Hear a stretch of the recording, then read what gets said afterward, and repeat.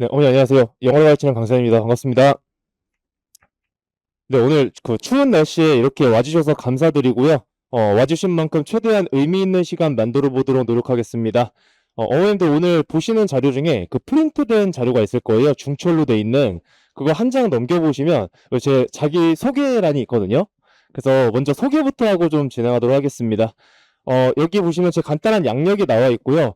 여기에 있는 학원들 중에서 이제 강의 평가를 수행하는 학원이 있다면 제가 영어임에도 불구하고 강의 평가 전 과목 중에 가장 높은 쪽에 속해 있는 이제 선생이라고 생각해 주시면 될 것 같습니다. 제가 원래 이렇게 어필하는 게 그렇게 익숙치 않아 가지고 요 정도만 하고 그냥 간단하게 넘어가고요. 아마 내년에 이제 시대인재 그리고 시대인재 재수종합반 그리고 대치에서는 다원 학원 여기에서 이제 강의를 진행하게 될 거예요. 그래서 저 같은 경우는 이제 고2 수능반 그리고 고3 정규반 그리고 재수종합반까지 수능을 준비하는 전체적인 학년층을 대상으로 강의하는 사람이라고 생각해 주시면 될 것 같습니다. 오늘 이제 제가 한 3가지 정도를 준비해 왔어요. 이제 첫 번째가 뭐냐면 올해 수능 영어 분석할 거고요. 그리고 내년 출제 방향성 어떻게 나오는지 그거 한번 예상해 볼 거고 그다음에 어떻게 학습하고 제 수업이 어떤지 이렇게 3가지 한번 말씀드리도록 하겠습니다. 먼저 이제 영어에 대해서 얘기할 때 가장 이제 편한 게 이해하시기 가장 편한 게요. 1등급 비율이에요. 그래서 전년도랑 이제 올해 거 한 2가지 정도를 좀 볼 예정인데요. 전년도에 이제 1.47% 6월에 나왔습니다. 참고로 학생들 사이에서는 이게 약간 전설로 회자되는 시험이거든요. 그러니까 100명 중에 단순 수치만 봐도 1명 정도만 1등급이었던 거예요. 그다음에 9월에는 10.94%로 나왔습니다. 그리고 수능에서는 그 사이쯤 어딘가 되는 6.22 정도로 나왔거든요. 우리 어머님들도 아시겠지만 근데 제가 어제도 설명하고 엊그저께도 설명했거든요. 그래서 한번 어머님들한테 한번 다시 한번 물어봐 볼게요. 어머님들 만약에 이렇게 그 퍼센트가 있잖아요. 몇 퍼센트 정도 1등급이 나오면 변별력이 있는 좋은 시험이었다라고 혹시 생각하시나요? 좋습니다. 한 6%대가 이게 변별력이 있는 좋은 시험이었다에 대한 기준이에요. 그러면 이 시험은 어려운 시험인가요? 아니면 쉬운 시험인가요? 또 제가 이제 그 설명회를 나가는 지역들이 다 교육 특구다 보니까 어머님들 눈높이가 굉장히 높으세요. 근데 한번 생각해 보세요. 변별력이 있는 좋은 시험이었다는요. 공부를 열심히 해서 대비를 잘한 친구와 그렇지 않은 친구를 갈라낼 수 있는 시험이죠. 그러면은 6% 정도가 나온 시험은요. 어려운 쪽에 속하는 시험이라고 보셔야 됩니다. 특히나 여기서 낮아질수록 진짜 너무 어렵다로 가는 거고요. 여기서 높아질수록 쉬었다가 된다라고 생각해 주시면 될 것 같거든요. 그래서 전년도에는 아주 어려운 시험, 아주 쉬운 시험, 그리고 변별력 있는 아주 좋은 난이도로 나왔어요. 이제 올해로 가볼게요. 올해 6월에는요. 19.1% 1등급이 나왔거든요. 저는 이때 조금 슬펐습니다. 어떻게 생각하면 기쁘기도 했는데 어떻게 생각하면 슬픈 게 반평균이요. 낮은 반이 90이고요. 시대인재 재종반 같은 경우 반평균 높은 반이 96 정도까지도 나왔었거든요. 반평균이요. 그러다 보니까 우리 친구들이 이제 뭐 지금 수능판에서는 이제 뭐 사탐론이다 막 이런 얘기가 있잖아요. 근데 이제 영어판에서는 무슨 얘기가 있었냐면 이때 국수론이 있었습니다. 누구나 1이니까 선생님 저 영어는 됐습니다. 저는 이제 국어하러 갈게요. 수학하러 갈게요. 이게 발생됐었어요. 근데 그러다 보니까 9월을 이제 한번 봤어요. 근데 9월에 4.5% 나왔죠. 한번 여쭤볼게요. 이거 어려운 시험일까요? 아니면 쉬운 시험일까요? 굉장히 어려운 시험이죠. 6% 기준으로 봤을 때. 이때 우리 친구들이 돌아옵니다. 선생님 저는 50일의 전사입니다. 선생님 저는 40일의 전사입니다. 이러면서 돌아왔어요. 그다음에 이제 수능인데요. 수능 아직 발표 전이긴 하죠. 근데 올해 수능 관심 있으신 부모님들은 찾아보셨을 것 같은데요. 1등급 비율 몇 퍼센트로 예상되는지 아세요? 요번에 2에서 3%대입니다. 그래서 요번 수능이요. 이거 가로표로 보셔도 이제 딱 느낌 오실 텐데요. 역대 수능 중에서 가장 어려운 영어지 않았나라고 평가받는 시험이라고 생각해 주시면 될 것 같습니다. 제가 다음 페이지에는 막 교육청도 준비해 봤는데 이거는 다루지 않고요. 그다음으로 한번 넘어가 볼게요. 이 수치가 어느 정도 되는 수치인지를 한번 생각해 보시라고 제가 이거 표를 만들어 봤거든요. 최근에 가장 어려웠던 수능이라고 하면 2-4 학년도 수능이고 1등급 4.7%예요. 그러면 이제 뭐 제가 정답률표를 이렇게 한번 써 봤습니다. 여기서도 한번 어머님들한테 질문 한번 던져 볼게요. 정답률이 30%대다라고 하면 이거 어려운 문제일까요? 아니면 쉬운 문제일까요? 맞습니다. 어제 설명해도 엊그제 설명해도 지금 똑같은데요. 어머님들 눈높이가 굉장히 높으셔서 제가 이것도 한번 설명해 드릴게요. 과거에 이제 킬러 문항이 현재는 뭐 삭제됐다 이런 얘기가 있잖아요. 근데 그 삭제되기 이전에요. 30%대 초반대가 거의 1위, 2위, 3위를 다 차지했습니다. 그 당시에는요. 20%대 거의 없었고요. 나오는 거. 만약에 나오잖아요. 그러면 이걸 어떻게 푸냐. 너무 어렵다. 이런 내용이 있었고요. 10%대가 나온 경우는 제 기억상에 한 번 정도 있었던 걸로 기억하거든요. 거의 없었거든요. 그래서 기준점이 30%가 되면은요.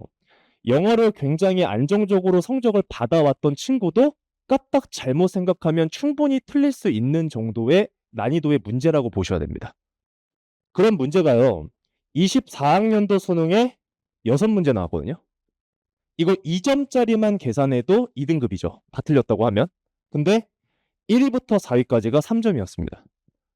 그렇게 따지면 만약에 까딱 잘못하면 틀릴 수 있는 문제만 틀려도 2등급 턱걸이에 이제 3등급으로 갈 수 있는 성적이 나오는 시험이라고 생각하시면 될 것 같아요. 올해 시험 한번 봐볼게요. 올해 시험에는 30%대가 9개였습니다.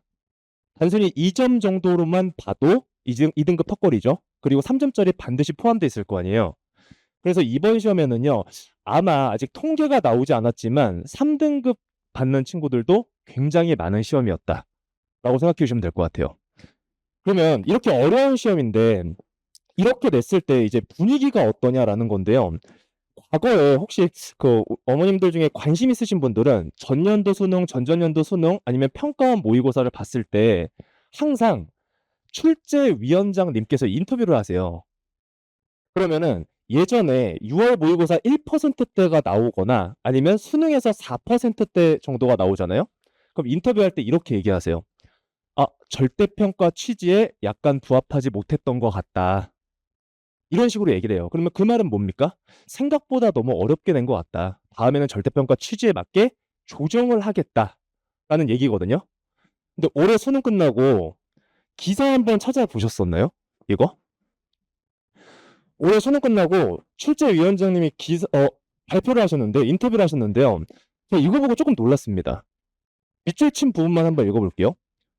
영어가 어렵다는 말이 많으니까 이제 인터뷰를 하는데 이렇게 얘기하셨어요. 영어 1등급 비율 관심이 많은데 절대평가 체제에서 1등급 비율이 얼마가 되느냐는 의미도 없고 관심도 없다. 그 다음 센텐스가 거의 이제 핵심인데요. 정확하게 학생의 영어 능력을 측정하는데 초점을 뒀다라고 했습니다. 이번에 시험이 굉장히 어려운데 그거에 대한 인터뷰로 이렇게 얘기했다는 건 어머님들 이거 혹시 해석되세요? 1등급 비율이 1이 나오든 2가 나오든 관심이 없다. 우리는 학생의 영어 실력을 정확하게 측정하겠다입니다. 그래서 제가 예전에 막 그 어머님들 표정이 좀 어두워지셨는데요. 괜찮습니다. 대비 잘하면은 당연히 받을 수 있습니다. 제가 예전에 설명회를 할 때는요. 내년에 시험이 어려울 거다, 쉬울 거다 이런 얘기를 하지 않았어요. 왜냐면 뭐 책임 못 질 말이니까. 근데 이 멘트에서 저희가 예상컨대 내년부터는 아마 영어가 기존에 비해서 훨씬 더 어려워지지 않을까. 만약에 올해 같은 경우에요. 1등급을 받은 친구 혹은 이제 뭐 2등급까지도 괜찮을 수 있죠. 뭐 2등급 받은 친구들 이런 친구들이 최저를 맞춘 거에 대한 메리트가 굉장히 큰 해일 겁니다. 왜냐면 올해 영어가 1위였던 친구가 3 간 친구도 굉장히 많고요. 2인 친구가 3, 4 간 친구들도 굉장히 많을 거거든요. 그럼 거기서 만약에 수시를 썼을 때 최저를 못 맞춘 애들이 다 떨어져 나간다는 거잖아요. 그러면 그거에 대한 경쟁률이 굉장히 줄기 때문에 내년에도 내후년에도 이 기준이 아마 지속되지 않을까라고 생각하시면 될 것 같아요. 자, 그러면 어려워지는 수능 영어 어떻게 우리가 대비해야 되냐라는 건데요. 제가 또 이제 그 설명의 준비를 막 저는 좀 많이 하는 편이긴 하거든요. 제가 학생들한테는 얘기를 잘하는데 어머님들한테는 조금 막 전달할 때 좀 뭘 얘기하지 이런 고민을 좀 많이 했어요. 하다 보니까 1부터 5가 아니라 15까지 쓰고 있는 거예요. 그래 가지고 제가 최대한 줄였습니다. 제 수업에 대한 거를. 우선은 어떤 식으로 학생들을 대비시켜 나갈 거냐면 1번에 주요 유형과 비주요 유형을 균형 있게 학습해야 된다라는 겁니다. 어머님들 수능 영어에서 주요 유형이라 그러면 무슨 유형 얘기하는지 아세요? 힌트는 빈 그쵸. 빈칸, 순서, 문장 삽입이죠. 얘가 주요 유형이고요. 그 이하 다른 문제들 그냥 비주요 유형이라고 제가 한번 잘라볼게요. 보통 주요 유형 가지고만 공부를 하는 친구들이 굉장히 많습니다. 특히나 대치 아니면 분당 이런 교육특구에서는. 올해 수능에 오답률 15위까지를 제가 한번 갖고 왔는데요. 중간중간에 뭐 껴있는 거 좀 보이세요? 오답률 4위 보시면 제목이고요. 정답률은 23.8입니다. 그리고요. 6위에 보시면 요약문이고 정답률 24.3입니다. 그 다음에 보시면은 뭐 함축 의미도 있고요. 그 다음에 장문도 있고 주제, 장문, 심지어 듣기도 있습니다, 어머니. 이걸 다시 한번 말씀드릴게요. N수생이 포함돼서 우리 친구들이 가장 잘 보고 싶은 시험이었던 수능에서의 정답률표인데 듣기 맞춘 정답률이 54.8이에요. 우리가 만약에 어머님도 돌아가셔서 우리 친구들한테 너 혹시 요약 문제 잘 풀어? 이러면은 아주 높은 확률로 우리 친구가 화낼 가능성이 높습니다. 엄마 나 무시해? 이러면서 화낼 가능성이 높아요. 너 주제 제목 잘 푸니? 그러면 나 그럼 당연히 맞지. 이렇게 얘기할 가능성이 높은데 막상 실전에서는 뒤통수 때리는 문항들이 껴있는 거죠. 그러면 어떻게 되냐면요. 저희가 이제 단순하게 그냥 수치적으로만 계산을 했을 때 어려운 문제가 빈칸 문제잖아요. 그럼 빈칸 몇 문제 나오는지 혹시 아세요? 4문제 나옵니다. 그럼 이 4문제가 합치면 몇 점이냐면요. 10점이에요. 그럼 만약에 수능에서 빈칸을 다 틀렸습니다. 그래도 여전히 몇 등급일까요? 1등급이죠. 그리고 우리가 순서와 문장 삽입이라고 아이들이 어려워하는 빈순 삽입이거든요, 이게. 근데 순서 2문제, 문장 삽입 2문제, 얘도 4문제예요. 그리고 얘도 다 틀렸다고 해도 10점 깎입니다. 그러면 우리가 가장 어려워한다라는 문제 8문제를 다 틀리면 여전히 몇 등급인가요? 2등급이죠. 그런데 틀릴 확률이 높을까요? 아니면 그래도 몇 문제 맞을 확률이 높을까요? 한 번으로 찍더라도 만약에 다 틀린다 그러면 저는 그 해의 운이 굉장히 없는 애다라는 느낌이거든요. 맞을 확률이 높죠. 그러니까 나머지 것들이 이제 되게 단단하게 돼 있으면 기본적으로 2등급에서 시작한다라고 보셔야 되고요. 그리고 거기서 이 8문제를 몇 문제 더 맞추냐가 1, 2 왔다 갔다 한다라고 생각하시면 돼요. 근데 그거에 대한 전제 조건은 반드시 얘여야 됩니다. 이런 거 하나하나의 빵꾸가 나는 순간에 이제 2등급, 1등급 받기가 굉장히 어려워진다고 생각해요. 그래서 우리 학생들이 다 성적이 동일하면 좋겠지만 그렇지 않잖아요. 그래서 수업 같은 경우는 당연히 주요 유형을 중심으로 가고요. 비주요 유형도 조금씩 다룰 거예요. 근데 학생들이 공부를 스스로 할 때는 제가 비율을 정해줍니다. 8대 2나 7대 3, 6대 4, 5대 5까지도 정해주거든요. 나는 만약에 되게 안정적인 1등급이 나온다라는 친구들은 8대 2로 이 정도만 갖고 와도 돼요. 1, 2를 왔다 갔다 한다? 그러면 7대 3, 2등급이다? 6대 4, 그리고 그 이하다? 그러면 그냥 5대 5로 가야 됩니다. 학생이 무시를 하든 안 하든 갖고 와야 될 건 갖고 가야 되는 거예요. 그래서 스스로 공부할 때 이 비율 정해서 공부를 시킬 예정입니다. 그리고 두 번째로 이제 대입파악 능력인데요. 이게 그 아까 전에 이제 원장님이랑 이제 부원장님 막 얘기하시는데 구조 독해 뭐 그입구풀 막 이런 얘기 들어보셨죠? 국어에서는 그게 논쟁이 될 수 있을 수도 있다라고 생각하거든요. 그래서 저는 개인적으로 영어에서는 당연히 기본적인 건 잘 읽고 잘 이해해야 됩니다. 그러니까 그입구풀이에요. 기본적인 건. 근데 그 와중에 구조가 보이면 너무 좋은 겁니다. 그래서 그 두 개를 구분하는 게 아니라 같이 가져가는 게 좋은 방식이라고 생각되고요. 그거에 대한 기저에는 당연히 우리가 대입학 능력, 글을 읽고 이해하는 그 능력이 있어야 됩니다. 그래서 요번에 시작 커리큘럼에서는 얘 굉장히 신경을 많이 쓸 예정입니다. 자, 그 다음에 세 번째는 철저한 기출 분석이라고 나와 있는데요. 그 기출 분석을 하는 이유가 되게 여러 가지가 있어요. 왜냐면 뭐 출제하는 기관에서 낸 시험이다. 그리고 우리가 접할 수 있는 문제 중에 가장 좋은 문제다. 이런 것도 당연하게 알고 계시잖아요. 그거 외에도 저희가 분석해야 될 건 거기에 나와 있었던 어휘, 어법, 그리고 문장, 해석이 안 되는 문장의 구문, 그리고 연결사 활용, 어떤 식으로 출제하는지 출제 패턴 이런 거 다 봐야 됩니다. 특히나 올해 수능에서는요. 뭐가 있었냐면 어머님들 혹시 그 컨설트라는 단어 아세요? 당연히 아시겠죠? 컨설팅 룸 하면은 뭐 하는 방이에요? 상담하는 방이잖아요. 우리 친구들이 컨설트를 상담하다라고 거의 다 외우고 있어요. 당연히. 그건 기본 상식으로 알고 있는 거잖아요. 올해 수능 문제 오답률 1위 문제가 컨설트를 상담하다라고 해석하는 순간에 그 답을 정확하게 찍을 수가 없습니다. 근데 컨설트라는 단어가 기출문제 2-3 학년도 수능 31 번에 어떤 뜻으로 나왔냐면 고려하다, 참고하다의 뜻으로 나온 적이 있거든요. 요번에 그걸로 해석을 해야지 오답률 1위 문제를 맞출 수 있었습니다. 그러니까 우리가 생각하는 솔직히 컨설트 단어장에 누가 찾아봐요? 애들 안 찾아보죠. 그래서 그거를 기출 문제를 통해서 '아 이런 식으로 쓸 수 있다.'라는 것을 계속 쌓아가야 됩니다.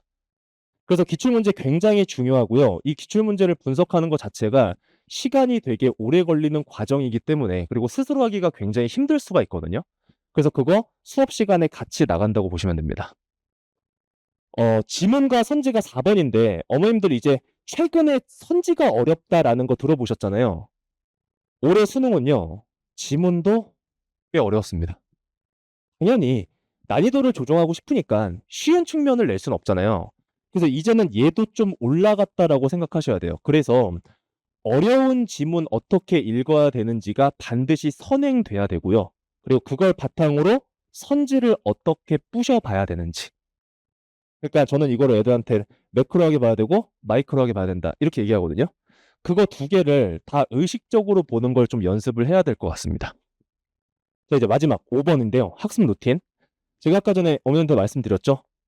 19% 나오면 떠나고요. 3% 나오면 돌아오고 이렇게 해서 학습 루틴이 망가지는 게 저는 이게 되게 안 좋다고 봐요.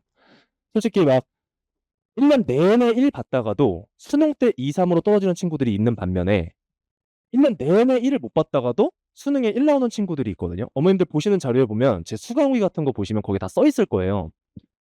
그래서 우선은 우리 친구들이 학기 초반에 루틴부터 설정해야 됩니다. 그러니까 올바른 루틴 이렇게 공부해 나가야 된다를 설정하고요. 그거를 1년 내내 지키고요. 그다음에 시험 볼 때 그 루틴대로 풀어 나가면 원래 봤던 점수가 나오거나 아니면 원래 봤던 점수에서 큰 변화 없이 나온다고 보거든요.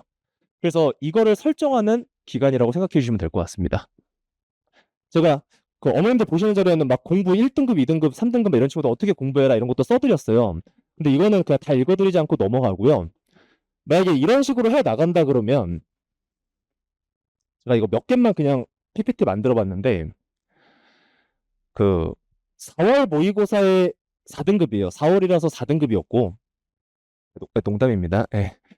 그리고 6 월, 7 월에는 3 등급, 9 월, 10 월에 2 등급, 수능에서 1 등급 이런 식으로 이쁘게 곡선 상승하는 친구들이 있거든요. 그래서 기본적인 것부터 심화적인 것까지 단단해지면은 이렇게 계속 올라갈 수도 있다. 그리고 이런 친구들이 존재한다라는 거 말씀드리려고 한 3개 정도 준비해 봤습니다. 자 이제 그 제 거 커리큘럼에 대한 건데요. 사실 제 커리큘럼을 지금 다 말씀드린 거예요. 한 5 가지 정도 이런 식으로 가르친다라는 건데 우선은 시즌 1이 제일 중요하다고 생각하는 게 초반에 글을 어떻게 읽고 어떤 식으로 접근해야 된다라는 거를 확립하는 시기라고 보시면 될 것 같습니다. 근데 그렇다고 해서 너무 기본적인 거 다루는 거 당연히 아니고요. 저희가 이제 전년도 이제 시대인재에서 풀었던 학생들 중에 그 되게 많은 학생들을 봤어요. 제가 한 대치 재중에서만 한 9반 정도를 들어갔거든요. 그러면 한 1,000 몇백 명의 친구들을 본 거고 단과까지 합치면 2,000명 가까운 친구들을 본 건데요. 근데 그 기록을 다 갖고 있습니다.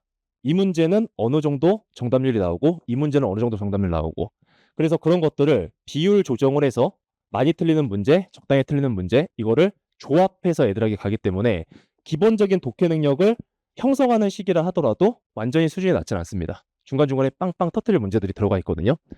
그런 걸로 어떻게 읽는지 그리고 유형별로 어떻게 풀어야 되는지 그거를 정립하는 시기라고 생각하시면 될 것 같습니다. 그다음에 시즌 2는 이제 그거를 쪼끔 더 심화시킨다고 생각하시면 돼요. 그러니까 비율이 변화한 거죠. 그렇게 돼서 그리고 시대인재 커리큘럼도 그때 이제 추가돼서 나간다고 생각하시면 됩니다. 이거 하나하나 다 읽어드리진 않을게요. 그러면 좀 지루해 하실 수도 있기 때문에. 그 다음에 시즌 3는요, 원래 서바이벌 모의고사 시즌이에요. 근데 저는 서바이벌 모의고사만 진행하는 게 아니라 이 헤이데이라는 교재 하나를 추가시켜서 우리가 1, 2분기에 했던 내용들을 다시 한번 상기시킵니다. 그래서 그 두 가지가 병행된다라고 생각하시면 될 것 같고요. 그 다음 마지막에 이제 파이널입니다. 마지막에 모의고사 보고 인클래스에서 보고 계속해서 피드백해주는 시기라고 생각하시면 될 것 같아요. 영어 이 네 가지 시즌을 잘 따라온다면 아마 뒤에 수강후기 보시면 아시겠지만 이제 뭐 교육청이랑 뭐 평가원 다 합쳐서 한 번도 1등급 받아본 적이 없다 이런 친구들도 1이 나오는 경우가 있거든요. 그래서 그런 식으로 아이들 탄탄하게 만들 커리큘럼이라고 생각해 주시면 될 것 같아요. 자, 다음에 이제 제 조교팀 한번 얘기 자랑 같은 거 한 번만 하고 이제 거의 끝났습니다. 제가 조교팀에 원래 16명이 있었는데 그중에 이제 군대 가는 친구, 대학교 4학년 된 친구 아마 빠져나갈 거예요. 그래서 새로운 친구들을 채우는데 저 같은 경우는 이제 저 서울대입니다. 의대입니다. 이렇다고 해서 조교팀을 뽑진 않거든요. 어머님들 보시는 자료 한 장만 더 넘겨보시면 조교팀 지원서가 있을 거예요. 제 조교팀 지원서에 보면은 지원 동기가 있습니다. 근데 거기에서 제 수업을 듣고 무엇을 느꼈고 그리고 학생들한테 그거를 해줄 준비가 돼 있다. 이런 친구들을 위주로 뽑습니다. 그래서 그 친구들이랑 그 보시는 자료처럼 숙제 피드백, 뭐 단어 관리, 학생 관리 같은 걸 하는데 되게 막 산전수전을 겪은 친구들이 다 있어요. 막 몇 수를 하고 성적이 안 나왔다 잘 나온 친구, 잘 나왔다 안 나왔다 잘 나온 친구 다 있거든요. 그래서 그런 친구들이 이제 멘탈 관리나 전반적인 수험생 생활도 팁을 주는 쪽으로 저희는 많이 교육팀을 활용하고 있다라고 생각해 주시면 될 것 같습니다. 자, 이제 마지막인데요. 여기 수능영어 안정적인 1등급 만들겠다라고 써놨는데요. 우리 친구들 수능영어 1등급 받을 수 있게 아이들도 노력을 해야 되겠지만 강사인 저부터 좀 노력을 하겠습니다. 어머님들 보시는 자료에 뭐 수강후기도 있을 거고 맨 앞에 보면은 강의평가 막 이런 것도 있을 거예요. 그거 읽어보시면 알겠지만 열심히 하는 사람이고 그리고 앞으로도 열심히 할 예정이니까 관심 가져주시면 감사하겠습니다. 이상 영어 강승현이었습니다.